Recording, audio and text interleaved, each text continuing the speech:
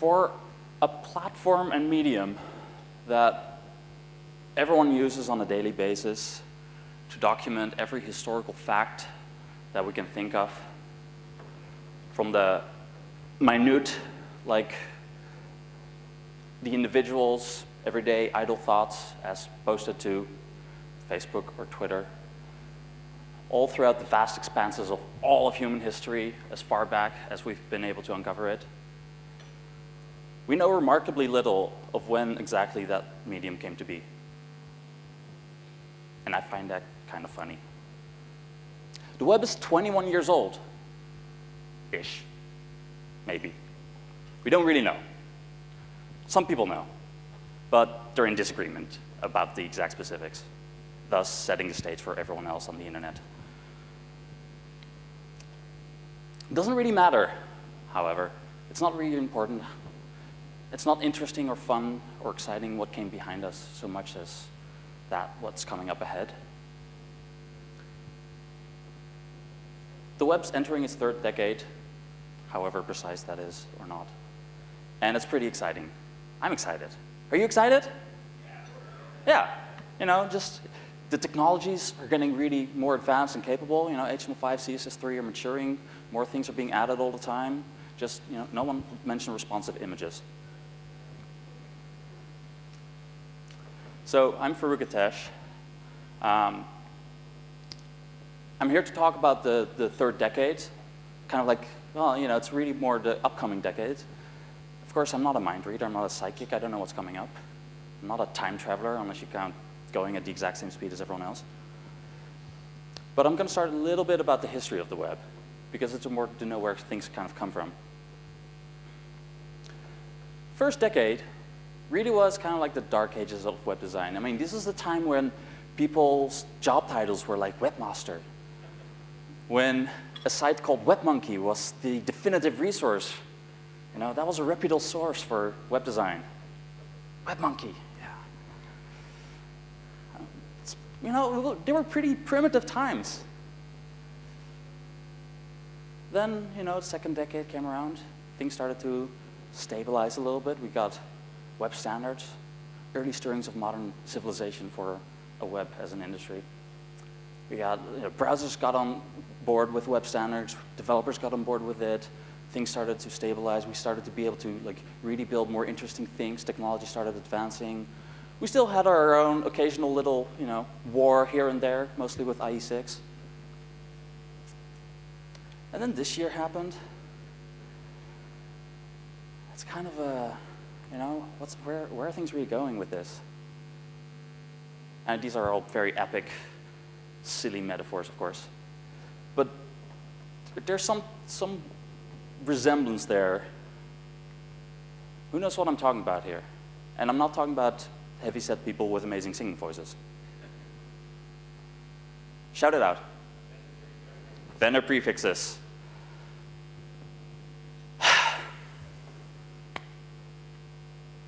Yeah. So in case you missed the news, and that's okay, you're here now, that's great. Opera announced that they are going to alias a bunch of WebKit vendor prefixes for CSS properties, a whole lot of them. Not all of them, just a whole bunch. It's actually an idea proposed by Mozilla, who I think are also going to do this. I believe they've committed officially to it now. I'm not sure. This is kind of a familiar situation, isn't it?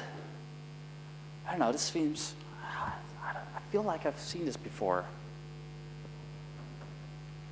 I call it user agent cluster something. Who knows how many browser-related identifiers there are in this relatively recent user agent string? I'm going to give you a hint, it's more than 3. So if you think it's 4 or more, raise your hand. Now everyone should be raising their hands right now.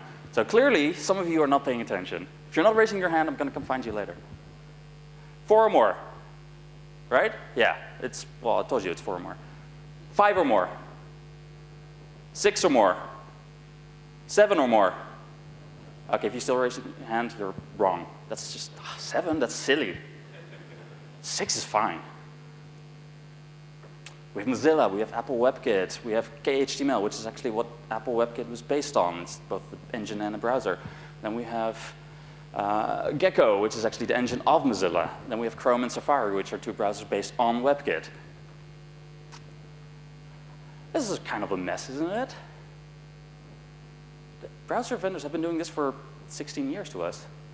So this whole thing with Opera and Mozilla aliasing vendor prefixes for WebKit, it's really very familiar. It also kind of suggests that, now, have we not learned anything from the first 2 decades? Are we just kind of like repeating our mistakes here? Who's to blame for this, right? We love pointing fingers. Is it the developers? Is it the browser vendors? Well, the browser vendors say, there's so many developers out there who made really bad websites. And by bad, I mean like, I'll illustrate this with an example.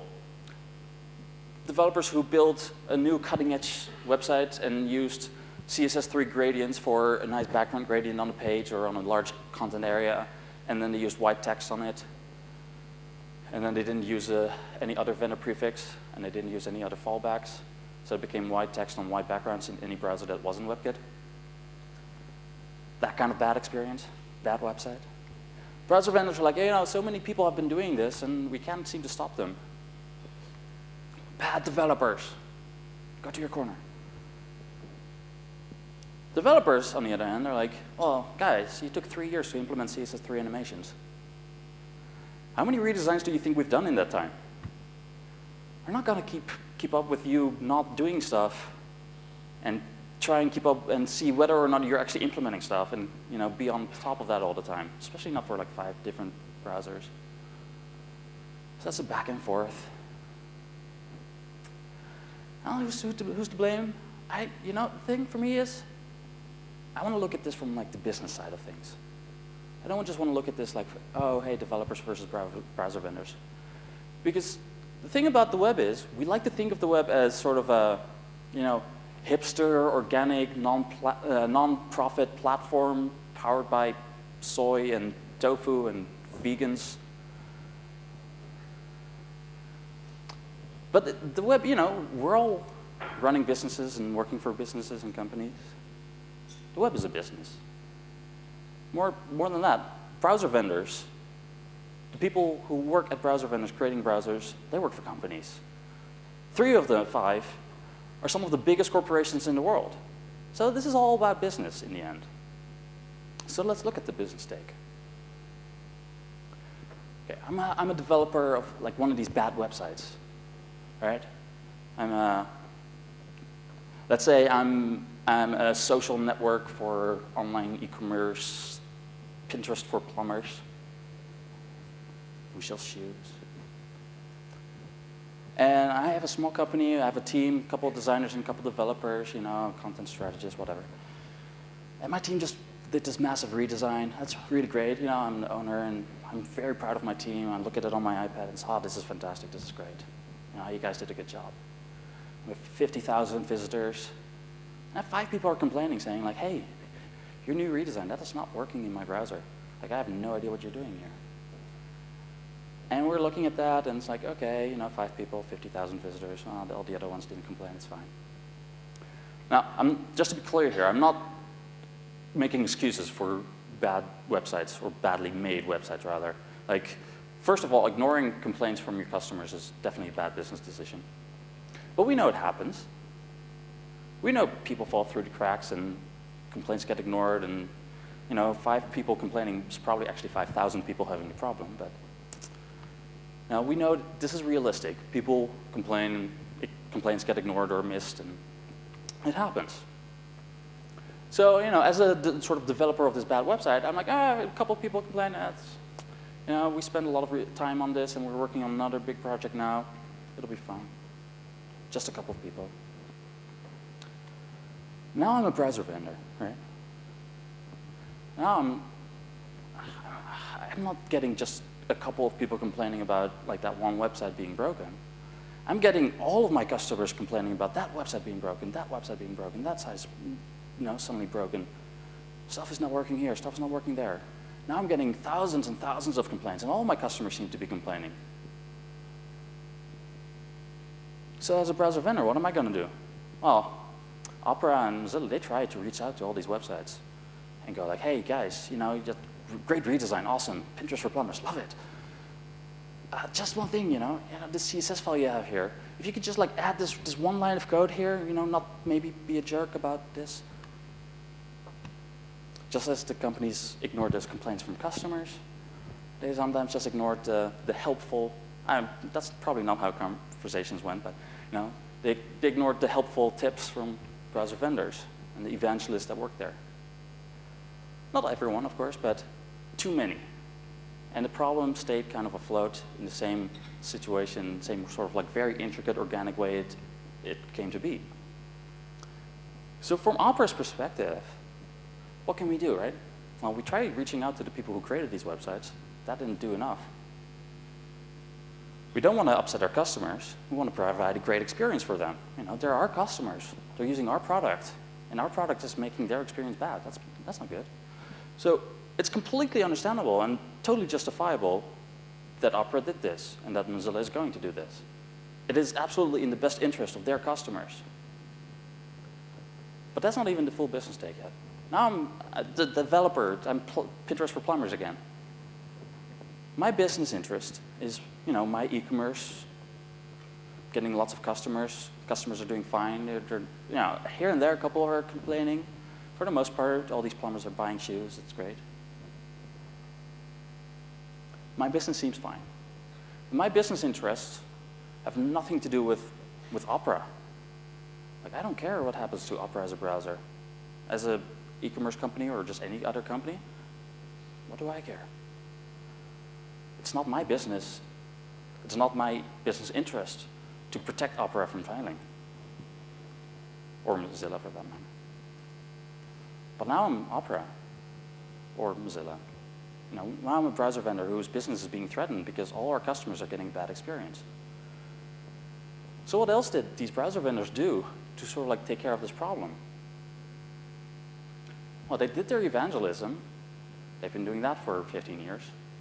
We've all been doing that. Well, if you've been involved in the web and the web standards movement in the early 2000s, we've all sort of like been part of that. We've all tried to teach people how to use, you know, web standards, use semantic markup, create accessible websites, you know, do things the right way. Don't just use vendor prefixes randomly. Listen to us. Back in the early 2000s, we had a great compelling argument. You know, the incentive was, if you use web standards, you only have to write it once, test it in like the modern browsers, and it should work fine, as long as these browsers are going to be on board as well. And they were. That was a great incentive. Well, you only have to write it once, and you don't have to create forks for every browser anymore? Awesome. But now with vendor prefixes, we didn't really have that sort of incentive. Now, evangelism didn't work for that. Because now it was, rather than, you know, writing one set of code and be done with it, it was, hey, write 5 times the property that you just made. Just to do a CSS gradient. You know, just to make sure it works in all browsers.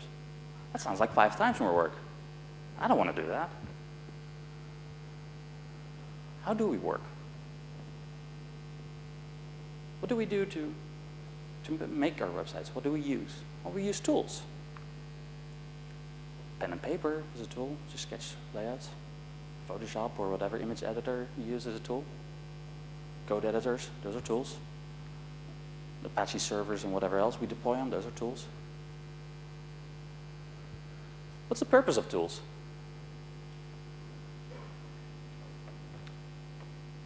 To empower you in your needs.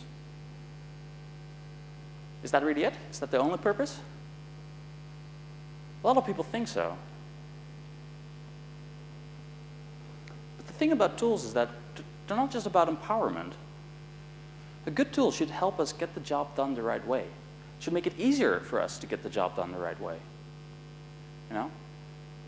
A good tool shouldn't just like make it easy or make it possible for us to do something.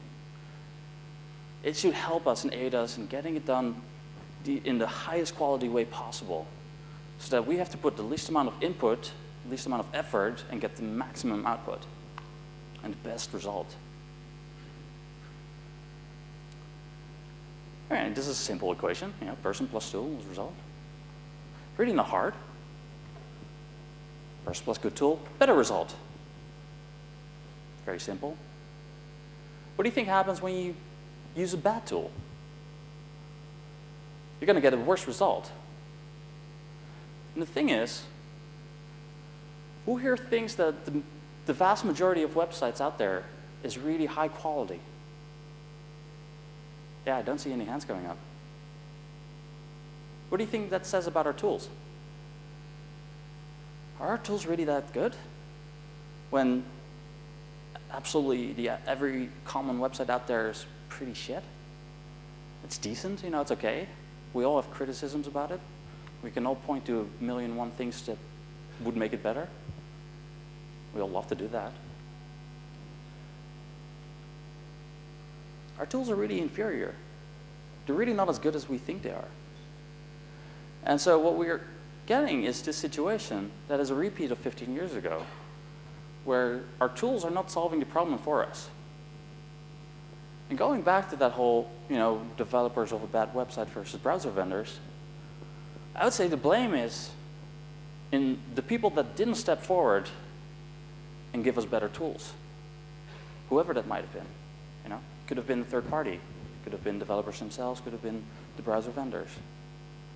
But from a business interest perspective, I would say the only people whose business interests were really at stake, were the most at stake, were the browser vendors. And what tools did they push? What tools did they help create or create on their own to help us? They evangelized.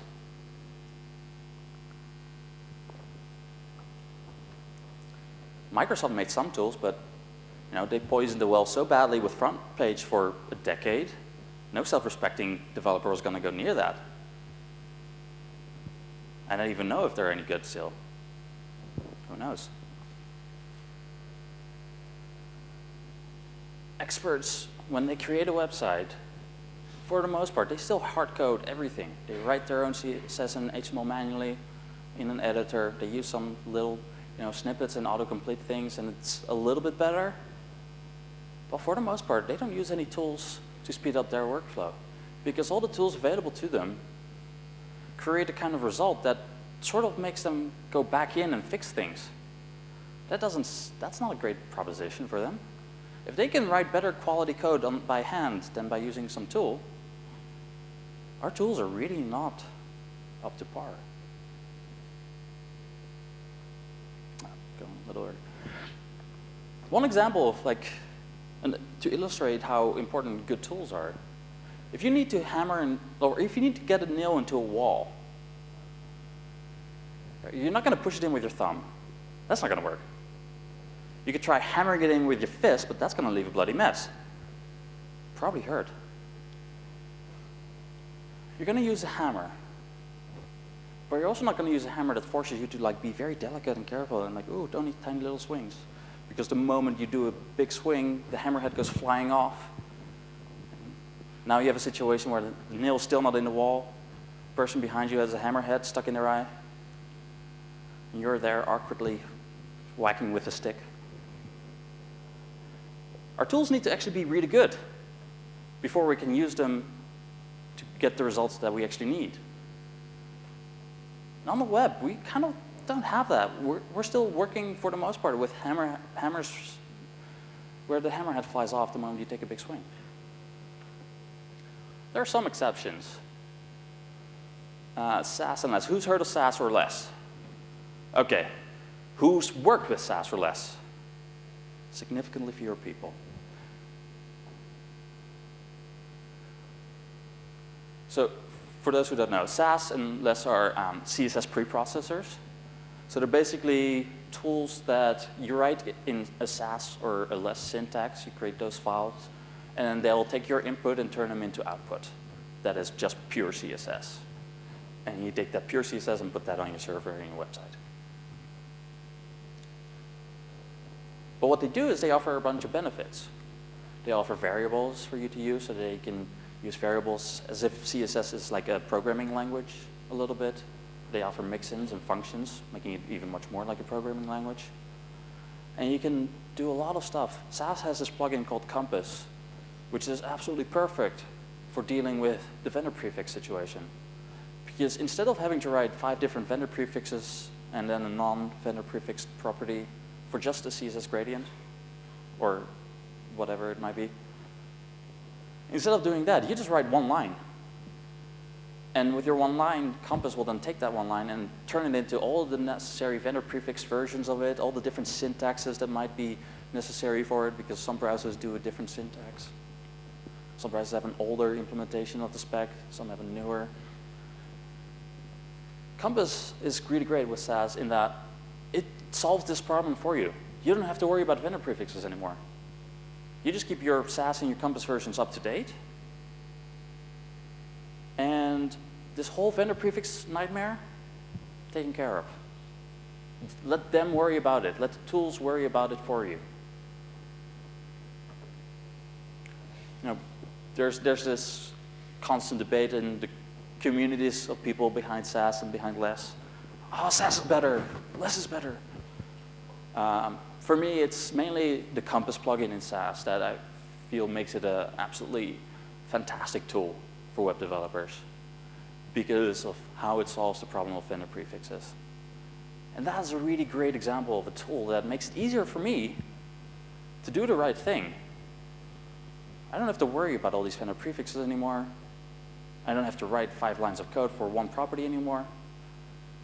It's so much easier now for me. And the output that I create is that of a good website. It's quality.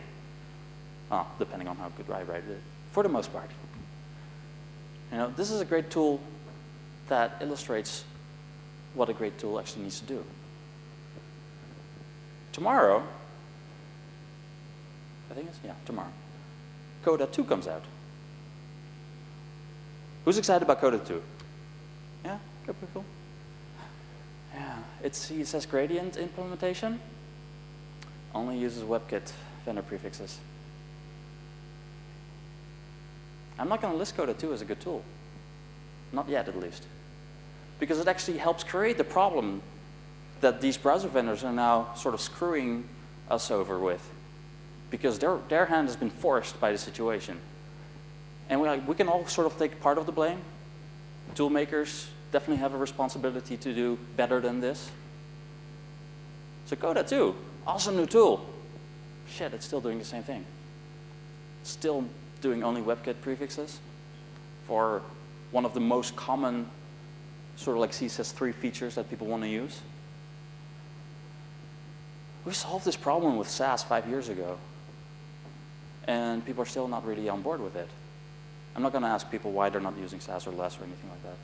But this is something that, as an industry, we really need to get better at. Working with SAS and Compass. This is an example of how much easier it is. This is coming up in SAS 3.2 and whatever next version of Compass that goes with it. This is CSS animations for 5 different browsers, or 4 different browsers and the non-browser vendor prefix specific version. This will create a whole bunch of output, a whole ton of CSS that you don't want to write yourself. You really don't. And this is very close to syntax that is, regular original CSS syntax. This is so much better. You just have an include here. You have another include for every property for transform that you want to change. Done. Now I can move on to the next thing, and I don't have to worry about my CSS animations being broken in a couple of browsers, or working only in the ones that have CSS animations implemented now, and who knows what will happen with the ones that come out later on when they implement CSS animations, which I think only IE 10 is the remaining browser that has yet to really implement it, and come out as a stable release. This is like so much easier than, well, probably, let's say that's 40 lines of code versus this. Yeah, I'm going to do this. But that's just for CSS specifically. We need stuff like this for a lot more. We need it for JavaScript, we need it for HTML. We need it for design as well. Web design in particular is still, is there anyone here like a real full-on designer? Yeah, 2 people or so. But if this was a design conference, you know that a lot of people would raise their hands, and I would ask, hey, do you think Photoshop is a great tool for web design? Probably not. It's getting better, but our tools are really sort of slowly catching up with the pace of the development of the technologies that we actually work with. And in many ways, they're far behind. So what do tools like SAS and Less actually say about our industry?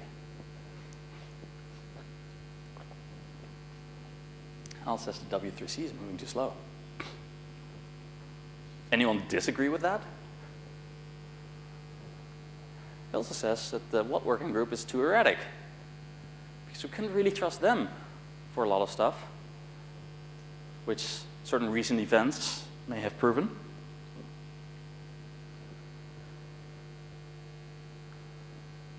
So what can we do as web authors, as the people who write code and HTML and CSS and all that? Well, we kind of need to do what the people who made SAS and Less did. And SAS and Less are actually made by developers like ourselves. They're made by people who saw this problem and actually did something about it. Browser vendors are not doing anything about it, not enough. W3C is certainly not going to do anything about it in the time frame that we're still alive. And if we let the working group go loose, who knows where we'll end up? Probably having to learn 20 more different syntaxes.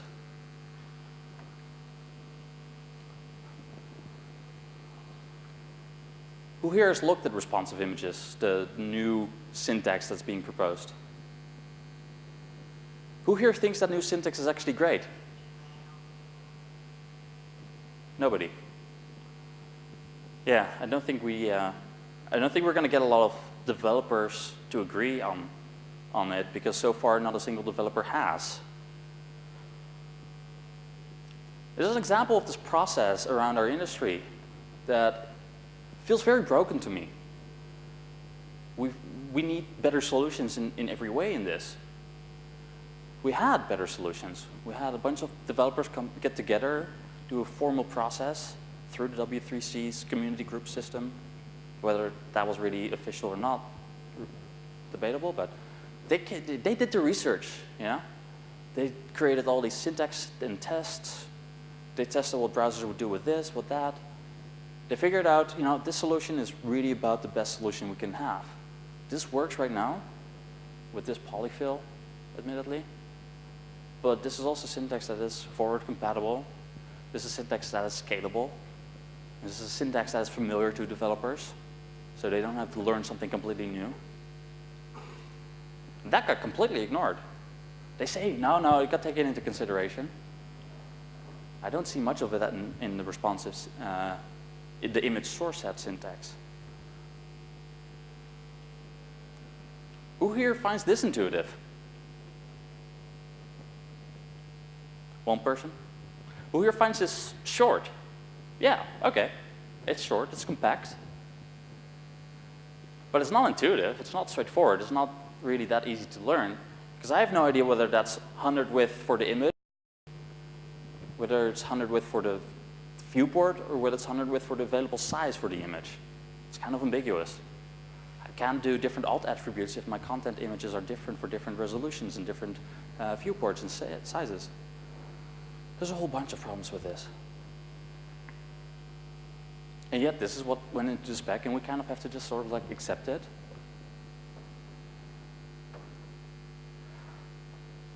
That brings me to 3 wishes I have for the 3rd decade. 3 things I would really like for all of us to sort of like focus on and think about, see if we can do anything to contribute. More and better tools.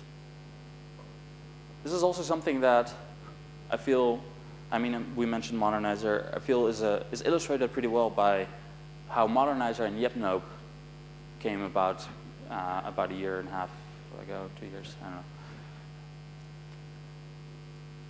YetNope is this sort of like standalone library, one of those countless JavaScript toolkits out there. But it fits very perfectly within Modernizer because it's kind of designed to be integrated. It's designed to work together. We can't say that for most other JavaScript toolkits and libraries out there, all these frameworks. There's like a handful that are integrated well, that work well together, that you can use as standalone if you want to, but that you can work very easily, efficiently, and cleanly if you do want to use them together. I want to see more of that. I want to see better tools like that. I want to see more stuff like SAS and Less and Compass. I also want to see better documentation. I'm not going to get too much into this, but who here has used SVG?